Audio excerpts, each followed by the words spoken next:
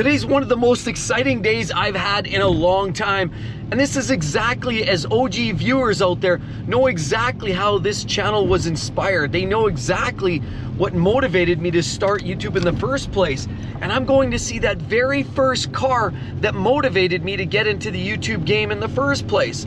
You know, I have this passion for cars, fun cars, and if you look at my video content, if you go back over 10 years, my very first video was one of my dream cars of all time, but I sold it unfortunately about 11 years ago. And now what that means is, you know, I moved on. I tried other cars, I tried other types of experiences. I've gone through YouTube, my channel's changed. I want to talk about that a little bit too, because, you know, as we all change, we grow, we age, our priorities shift. But one thing that hasn't changed is my love for fun cars. That's why I love luxury cars. That's why the M5's always been one of those great cars. But I'm gonna share this car because apparently this car now has come back. I sold it to a gentleman who had it for the last 10 or 11 years, and now he sold it again. It's swapping hands. I haven't seen this car in years. And now apparently the new owner is getting it checked out at my favorite mechanic shop, and I'm gonna go give it a look. I'm gonna go, I heard it's back, and I'm gonna go take a look at this. I'm gonna share the experience with all of you, because any of you OG viewers, you'll know exactly the car I'm talking about. And at the end of the video, I'm gonna share a couple links to a couple of those early videos I had. You're gonna love it, because these cars are gaining massive in popularity. They're old school, but yet they're some of the most raw driving experiences. Hence, why I love driving so much, because those are the cars that really lit my fire for years. Those are the cars that really got me into the car scene in the first place, and those are the cars that ultimately got me starting my YouTube channel. And that's exactly why I want to go see this car again, because it's back. Everybody, let's go take a look. Oh, there it is, I see it, it's coming. Oh, looks like I beat him to it. So here it is, the car that was my dream car, and I had it for 10 years, and then I sold it, and I haven't seen it in years. Here it is. I've never met him in my life. The old 930, Ed. I haven't seen this thing in like years. You betcha. There it is.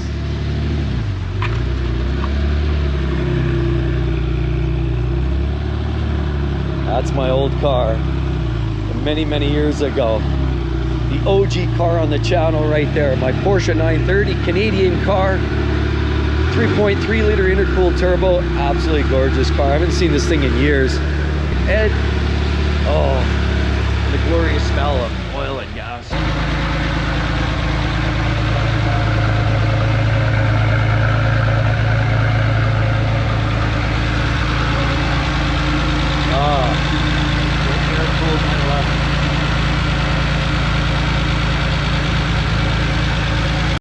Yeah, right on. So, Ed, can you tell me about this underside? Anything special I should be looking for? Where do you jack this thing up?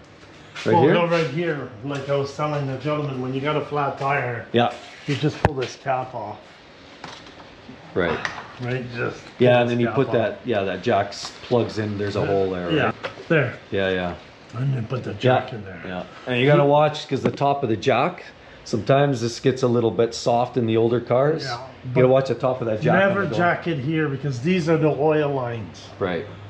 And then you'll damage the oil lines going to the front there. Never do that. You betcha. Because I know we changed that thermostat. It's thermostat right here, and those elephant cooling lines. Yeah. See, we got the original fuchsias back on here.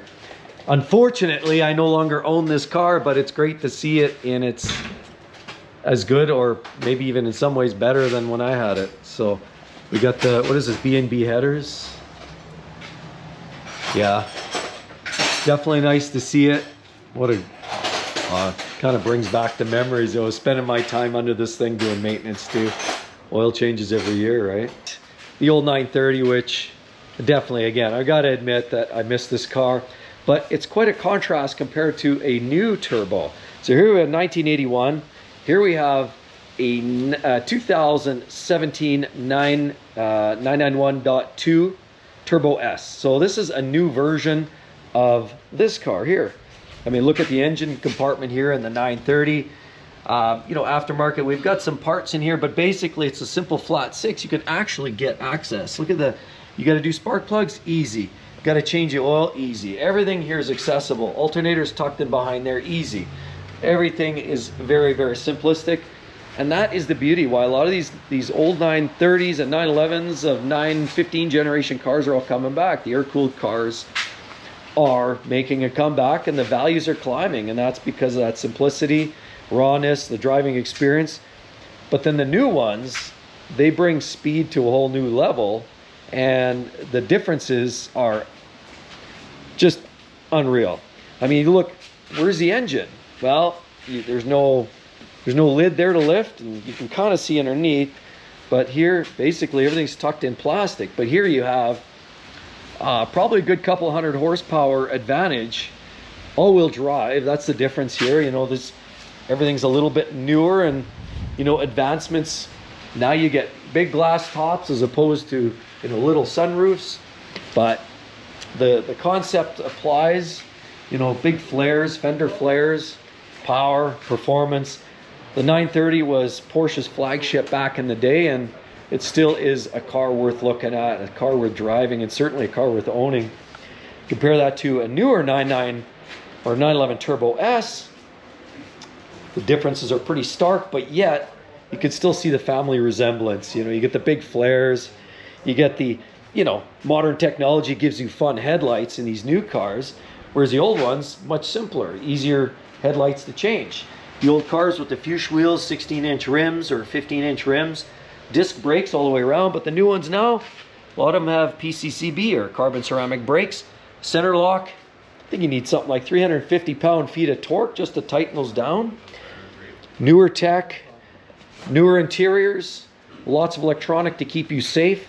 No electronic nannies here. These cars aren't really, you know, there's no power brakes. Well, they had power assist. There's no power brakes, no power steering. They really didn't have a whole lot of power anything. There's certainly no ABS and no electronic nannies to keep you out of trouble with these 930s, and that was part of the fun. They were pretty much just raw gearbox and engine and just the whole driving experience you just don't get. The new ones there to kind of keep even the worst of drivers looking like pro race car drivers. So quite a difference, quite a stark difference. But looking at the old 930, it definitely does ring, you know, resonate and bring some great memories. And looking inside here, it's just like I remembered it, you know, many moons ago. Still got that nice leather smell inside and flip down seats in the back. Great car, built like a vault. Can't go wrong with these, and that's why they're going up in value. The 930s are such a fun, easy car to maintain, relatively speaking, and just such a glorious looking unit. Now we take a step back, and honestly, can't go wrong either way. You like advancement, modern technology, drive fast at breakneck speeds in an easy way that even your grandmother could drive it. Just put the pedal to the metal and it'll keep her safe. But you can also take it to the track. It's very capable. 930, you kind of have to know how to drive the cars. 4-speed, long gears, manual gearbox, turbos. Lots of jam here, lots of fun. And I've got to say, really miss it. Lots of time under the hood myself, maintenance, repairs. Yeah, great cars, both of them.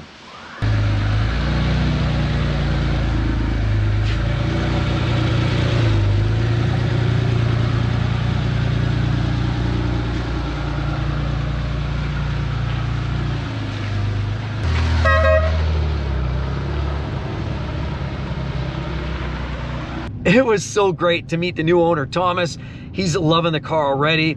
We had lots of great catching up. He had a bunch of questions about things that, you know, where it's been, what I've done to the car, some of the maintenance, and some of the aspects. And it was fun sharing that. I looked at, you know, at some of the parts and the pieces that I installed on the car, some of the updates I did, and I kind of shared some of those details. It was just a lot of fun, almost reminiscing about the car and getting caught up on, you know, kind of the old days.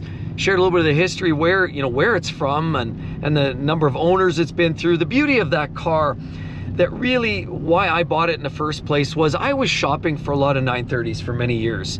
And up to that point, it was hard to find a good car. I mean, a lot of them were chipped up, banged up. A lot of them, you know, they were called the Widowmaker for a reason. they often had accident history, significant in some cases. Many of them were written off because they just had that on-off turbo delivery. They had that, you know, you put your foot down, and especially in say like you know, a first or second gear, you put your foot into it, 1, 2, 3, and then go. And it was just literally that kind of crazy, and it was awesome. It was super exciting. So it's one of the best, most insane driving experiences, hence why the values of those 930s have gone through the literal roof. You know, people are paying a lot more money for those these days, but at the end of the day, it's a car, and people are buying them because they're recognizing the value proposition, and that's a true driving experience. And honestly, I'm just in awe how exciting that thing was to see and hear it run again and get the whiff of the interior. It was everything I remember it was. How many years ago? We were looking actually at the invoices, and I did some mechanical work on the car at Ed's shop many years ago. We had done some engine work and things back then, and that invoice was 20 years ago. So when I think about that, that was so long ago. That was almost a quarter century ago when I actually had that car and ended up doing some engine work on it. Wow, time flies. And you know, I've gone through several cars since, and since that time, you know, the car that followed that, of course, was the Gallardo. Then I moved into the Jag F-Type, and now, you know, I've got a new barrage of vehicles in the arsenal, but that my heart still sits with that 930. And for those OG viewers, you'll appreciate that's one of my favorite cars I've ever owned, ever driven. And it was fun actually comparing it to, you know, the old and the new, an old 911 turbo versus a virtually new 911 turbo, and the differences are pretty stark, and yet the fundamental baseline, the reason for their existence is very much the same. It's to deliver high speed, high power performance, and to do it comfortably, to do it in a very capable way. And both those cars do that. One just does it with a little bit more safety features, a little more technology, a little bit more comfort, and the other one is a little bit more raw. You remember the race cars from back in the 70s and the Porsche 934s, 935s. Those were just raw animals, spitting and puking gas and oil and bucking, and they were just mean, but they were fire breathing and they were fast. And this 930 was a variation of that, a street softened version of a 934. And these were just spectacular. So any OG viewers, please do drop a line. I'd love to hear more. You know, I do want to talk about my mechanic, Ed. He reached out to me. He was in the background there. I didn't kind of feature him today, but I want to shout out to Ed. He's the gentleman that did most of the work on my car. If I wasn't doing some of the maintenance, he did a lot of the major mechanical stuff. And Ed is the best mechanic in Alberta, as far as I'm concerned, on working on any of these Porsches, working on any, you know, Ferraris, Lambos. He's torn down engines. He knows how to properly build an engine. There's not many good engine builders out there these days. Most of them nowadays are pretty much just, you know, Ford parts replacement techs. They just learn how to, you know, replace a part breaks, check engine light comes up, they replace a module, but they're not diagnosing, they're not rebuilding, overhauling, you know. So Ed's the guy. Ed has been building these engines for years, and I wouldn't trust any of those cars to just about anybody else other than Ed. So it was good to see Ed. Thanks, Ed, for that opportunity, and thanks, Thomas, for showing me your new car. I know you're gonna love it. I was loving it, seeing it again. That thing is spectacular. But that brings me back to a point, the passion of driving. And when I see this, I can't help but having that big grin on my face. It brings that giddiness, that kid in me brings it out again. Seeing that kind of like relights why I love these crazy cars. You know, we talk about reliability with Mercedes and BMWs and all these issues, but why do you drive them? People ask me, you drive a Mercedes and yet you're having all these problems. It's because they're so fun to drive. They're either nice, they're passion motivating, they're such cool vehicles. And so that's why I continue driving these exciting cars, these luxury cars, but cars that have sort of a fundamental performance edge to them. They look cool, they drive cool, many of them sound cool. And so the 930 answers on all fronts. But that's why, for those that are asking, why do you drive these problematic luxury cars? It's because they deliver something that a Honda won't. They deliver something that Most Ford cars don't, unless you're buying a GTD or a Ford GT. There's just something that these fun cars deliver on a level that unless you experience it, you just don't know. And so anyway, it just reminds me of how cool those cars are. Anyway, don't forget to drop a line down below. I'd like to hear your thoughts on, what do you think about the 930? What do you think about the 991 Turbo Generation 2 that was sitting there? Which one do you prefer? And I mean, ultimately, I'd like to hear your thoughts on what do you think of each of those cars. I'm looking for feedback. I mean, that ultimately was my old car, and you know, in a lot of ways I regret selling it. I do. And I mentioned that to Thomas, so he's got himself a great car. It's not a gray market car. It's a all engine matching numbers car. It's a Canadian market, so it's not gray market car. It's the perfect specimen. So anyway, I'd like to hear your thoughts. Again, as always, feel free to subscribe to the channel. I hope to see all. Have a wonderful weekend, everybody, and a wonderful day. Talk to you real soon. Bye-bye.